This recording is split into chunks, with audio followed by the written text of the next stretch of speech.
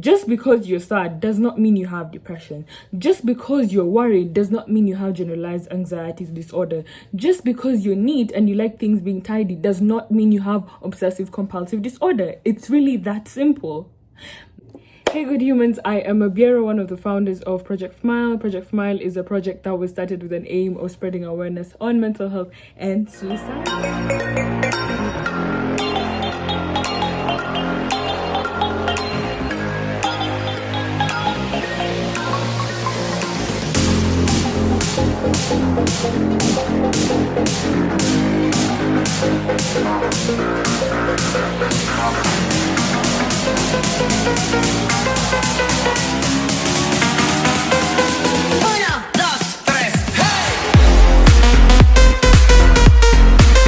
Let's get into today's topic. Now, I am glad that the conversation around mental health has been started. I'm glad that people are finally starting to talk about mental health. People are starting to talk about mental illnesses. Am I happy about the direction in which this conversation is going to? Yes, to an extent.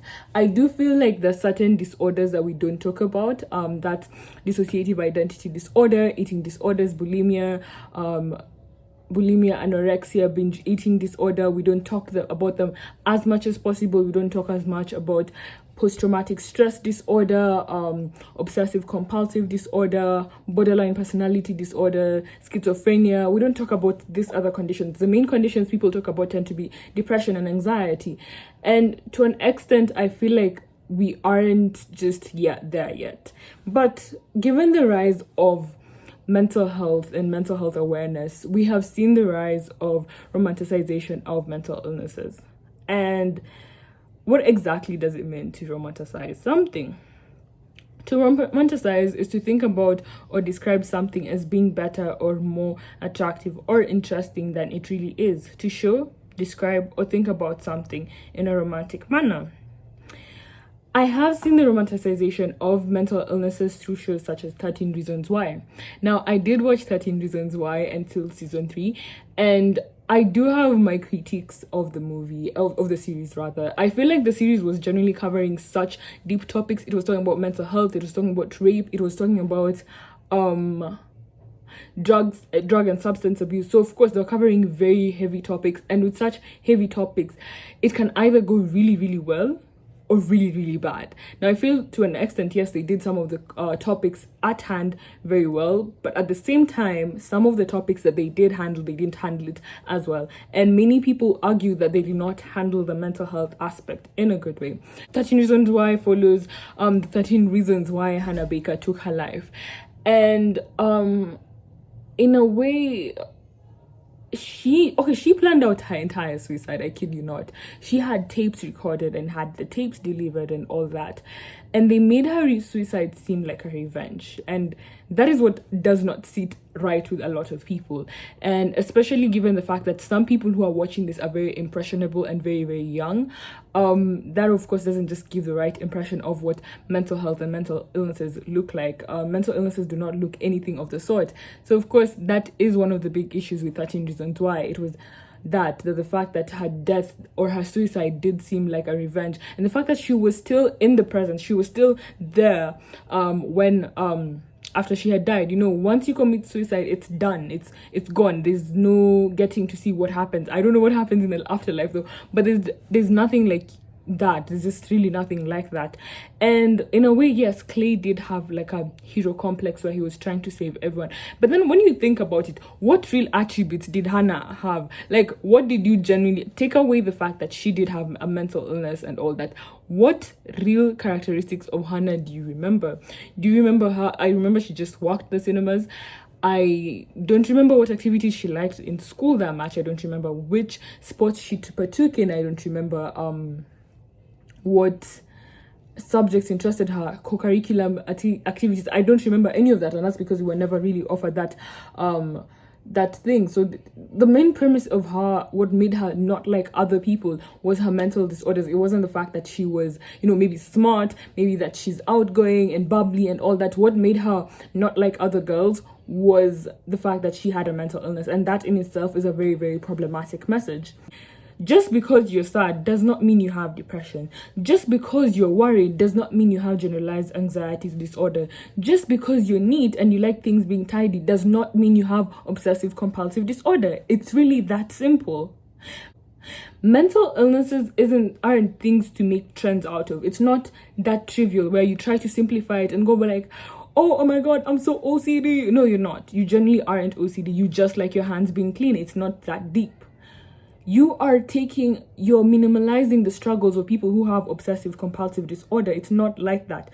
Having a mental illness is not something enjoyable, and we're not trying to shame anyone with a mental illness. We're trying to say that that's not the reality of what they depict on TV. It's not you taking hand sanitizer and ensuring everything around you seems clean. If you read the book title all the way down, I will link it down in the description box. It's on our YouTube channel, and it tells all the way down. The main character has OCD, and the things that she had to go through or has to go through battling her mind, it was crazy. It was crazy to see her battling her own mind, trying to fight this thought of having obsessions and compulsions, having a wound that she would cut so deep or keep on biting onto it. I don't remember the exact premise of the book, but yes. It is not that something so romantic that makes you not like every other person. And I feel like what people are making it seem like is like mental illnesses is what makes you unique and quirky and relatable. No, mental illnesses don't work like that. They really don't. Mental illnesses aren't adjectives. Mental illnesses aren't something for you to capitalize off. Mental illnesses aren't things to make merchandise off. Because I've been seeing celebrities, or rather influencers, make merchandise of mental illnesses. There's a celebrity who did an influencer rather who had merchandise saying my anxiety have anxieties. Can you imagine that with a physical illness? For example, I have epilepsy. My epilepsy has epilepsy. Does that sit right with you? Would you comfortably wear that shirt? No, you wouldn't. I do not know any single person with an anxiety disorder who would be comfortable enough to wear a shirt written, my anxiety have anxieties. I understand some people use memes and jokes as a coping mechanism, which is completely fine. But it's not okay for one to capitalize off people's mental illnesses. And of course, there's the issue of fast fashion trying to capitalize off mental illnesses. And that's not okay. It's not okay for fast fashion to try to capitalize off mental illnesses, because guess what? There are actual lives being affected by this. There are 264 million people living with depression. It's not something to make fun of. It's not something for you to make money off. Instead, try to find a very good way to use your platform to educate people on mental health. Find a good way for your fast fashion company to contribute to the awareness towards mental health instead of doing something of the sort. Now, Tumblr. I want to describe Tumblr as a deep, dark side of the internet. The side I'm glad I never joined. Like, I do have a Tumblr account. I thought it would be a good idea to start a blog there, but I never did. And some of the things that I've seen come off Tumblr, I'm just there like, how was this allowed? How? You will see somebody, like a photo of a cute or beautiful woman, with a sad quote on it, and in a way just makes it sound like, oh wow, this is something that is so romantic and so quirky and so beautiful and makes you not like every other person. So definitely a mental illness is something I would aspire to have. No, it's not like that. You find posts that do encourage eating disorders, like the pro-ana posts, which are pro anorexia, and I'm like, eating disorders are so awful.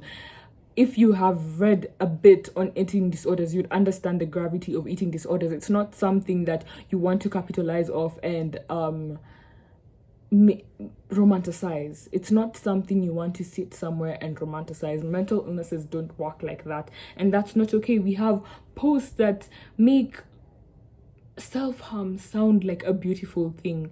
Here's the thing, we aren't shown what it is like to genuinely battle depression. Depression doesn't look like you being sad and listening to Billie Eilish, and I'm not saying Billie Eilish's songs aren't great. I find them great. I find them good, but it's not something that makes you unique. Mental illnesses doesn't make you unique, and it's not something that we should try and romanticize and make it seem like, wow, it's a beautiful thing to have. And in no means or shape are we trying to say that we should stigmatize mental health. In fact, I'm trying to say the complete opposite. I'm trying to say that we should actually listen to those who battle mental illnesses and what it is like to battle this mental illnesses, because guess what, half of the time it doesn't look like that. It doesn't look like the music videos where someone is probably going to try to save you. No, it doesn't look like that. It looks like days of you being in your bed for days, not being able to eat or get out of bed or go brush your teeth. That's what depression looks like. That's what anxiety looks like. It looks like excessive worrying over the trivialest things and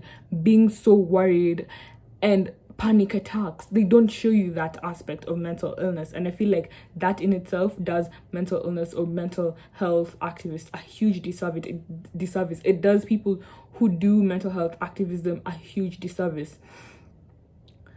There's this quote I read somewhere that just made me uncomfortable. It made me question a lot. It says, suicidal people are just angels who want to return home.